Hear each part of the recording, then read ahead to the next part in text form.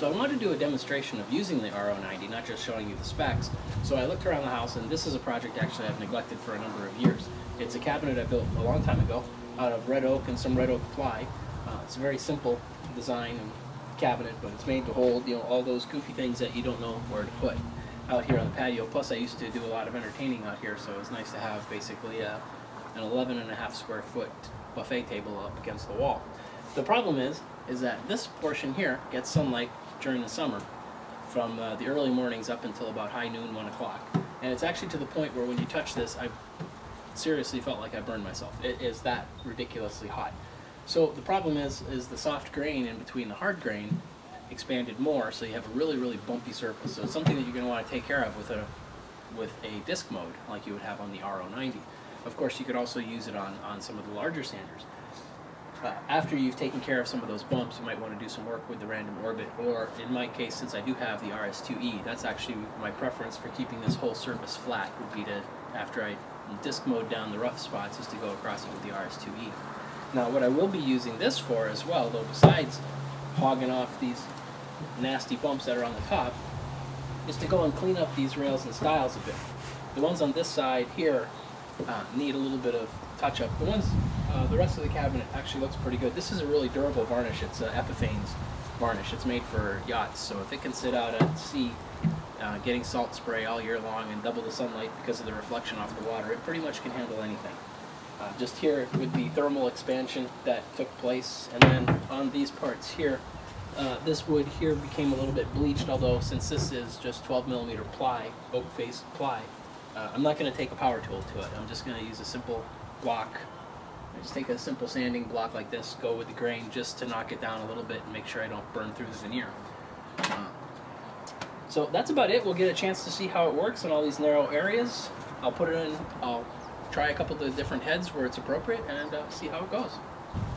So I'll say that it's convenient to have the WCR and all that even on here. This is the closest I get to going on a job site with my dust extractor, unlike say Bryce, who takes his out all the time for his jobs. It's nice to have basically everything that I need right here, including, I took the boom arm off of mine because feeding that through the house and keeping it in here on the patio is just kind of worthless. But placing a couple of these hooks gives me kind of a makeshift boom arm for me doing my work here. So that'll be kind of nice. And then obviously a place to hang the sander and everything. Now for doing this surface, I want to keep this surface flat as much as possible. If I go and use this soft pad, it's going to try following in the undulations a little bit more. So while it's going to work, it's going to head towards flat. We would do much better by using the hard pad. So I have the hard pad here, and I have to say these T-locks are really nice. Let me get a couple other goodies out so that we can show you how else we can do it. Now, so the hard pad, like all the hard pads, is blue, so we can go ahead and change that out. Put that in the delta mode, and then it just spins to turn right off. You don't even have to press a button like you had to on the other Rotexes. Put that back on, twist it in place. There we go. That one got kind of trashed from doing that old car. So one of the things, when I get to the rails and the stiles here, I'm going to want to try not hitting this top surface. So there are a number of edge guides that come with it, like we talked about before. This is the one that comes with the kit, so it's the edge guide that's going to go right to the edge of the sandpaper that you have on the disc. The thing is, it leaves a fair amount of space there. And what will happen here, because I don't have a very big overhang, is that the edge guard isn't going to stop me from bumping into the top. Now, I don't frankly care if it hits that bottom part, but normally in a project you would. So there are these additional edge guards that you can get as a separate kit. These are the ones that are intended for use with the caulk. Now there are 3 different sizes. They're small, medium, and large. If we go, that describes the distance away from the sander. So it means, in this case here, small caulk line. Now if we do put that on, you can see how much room there is from the top, or rather the bottom of this edge guide to the bottom of this pad. If I take this off and snap on the small one for caulk, you can see it almost goes all the way down to the pad. So for me, that's actually going to work out really well that it bumps it there. Now it turns out that if you look really carefully, it's going to leave a really small amount of wood that's not going to get sanded right up to that edge. Now, again, for this application, I don't care as much. I could always hit that with a block later very quickly to clean that up. So we'll use that when we hit the rails and some of the stiles. But otherwise, we're going to go straight to disc mode for this. And for that, I'll just grab some these T-locks straight. Just grab some 80 grit here. Turn that down a little bit, and let's go.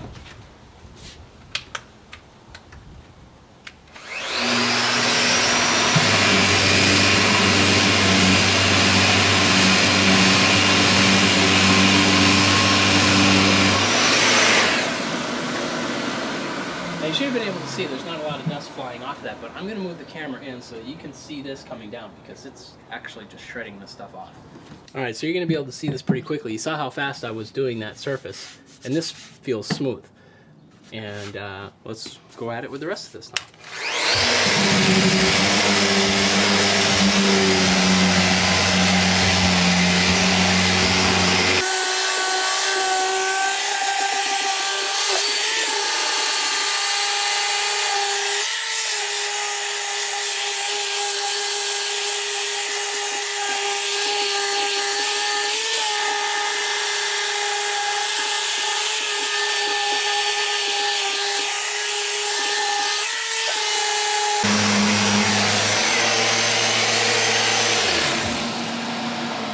Okay, hand test.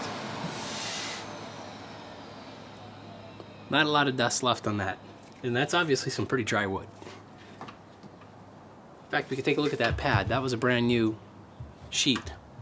It's only a little bit by the holes that just didn't get totally sucked in. So handles very, very nicely for its size. In fact, I'd almost say that was a little bit nicer to do than with the larger 125, or I don't know, 125 is not that much larger than that, but the difference between that and a 150, there's definitely, the 150 can move.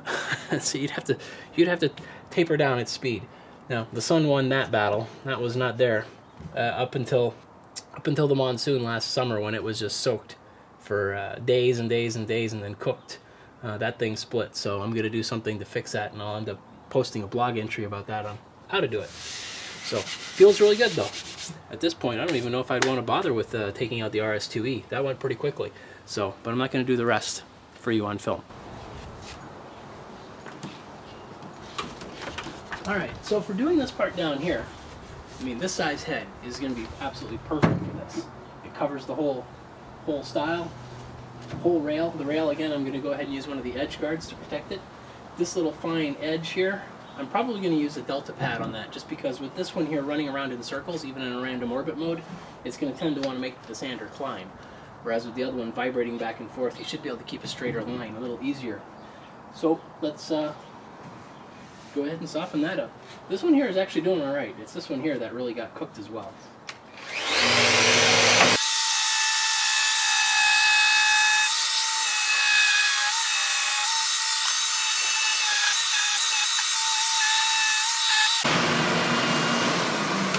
Being lazy and taking these out. So one method I wanted to point out that's kind of intriguing with this little sander, if you remember, the Rotex 150 has that auxiliary handle that you can mount to the front. So in a sense, you grab onto the body of it, and then you have this handle in the front. I find that's very, very well balanced for a lot of good control. But that's also a much bigger sander. I mean, this you can very comfortably get your hand around the handle. The other one you can't. At least not me. So what you can do when you're running on something like this, of course you can hang on to it up here, which is what I was doing, but I wanted to try this out. If you put the edge guard on here, so in this case here, I don't really care about protecting the edges, correct? I mean, there's no edges here. But what this does is it would let you flip the thing down with your thumb. So I can hang on to it like this and guide it. So let's give that a try.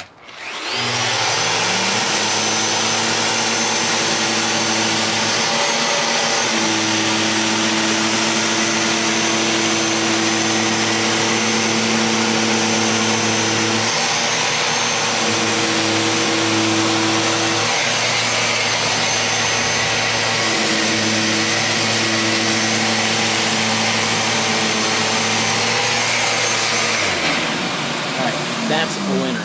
Definitely give that a try. It was so much easier to control, because in a way you're almost just pressing it down completely with your thumb for applying the pressure. So I like that. So now let's switch to using the delta pad, and I'm going to use that up here. I could use the round pad just to go and hog off quite a bit, but I want to see how it does for control. And also, I'm going to do this edge. And like I mentioned before, even if you're in the random orbit mode, which of course isn't going to be near as aggressive as you'd like for taking off this old varnish and flattening the wood more, is when the head is spinning and you're on here, it's going to tend to want to move the sander off of course. I mean, it's very much like you're plowing a dado with, say, a straight bit. Right, as you go through, it's going to want to tend to veer off to one side, depending on the side that it's digging more. So it's difficult to control on there and not rock. Whereas with this one here, that's going to be oscillating side to side, it's going to be far easier to leave it on there and go across. Now, I know that only because I use the DTS 400, and I find that it's much easier to use than some of the round sanders for doing small edges like that. So let's give that a go. All right.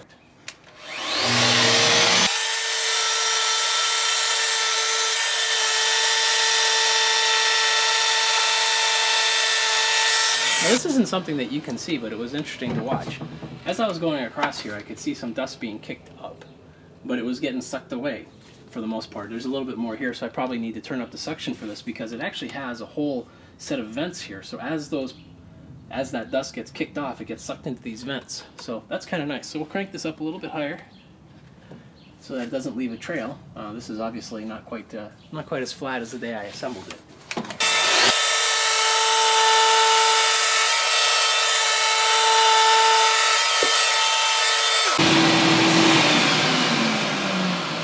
Well, the delta pad for me is leaving a little bit more dust.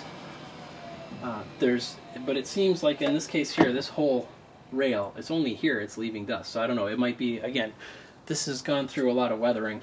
It's possible that it's not flat enough and it just can't get to the dust there. But on this top part, of course, you're only putting the material right here, so it's a little harder for those holes to pick up. Seems like it would do a little bit more. You don't see any airborne dust, like I don't see any cloud going around it, but it does leave a little bit on the surface. So that's why you keep these around.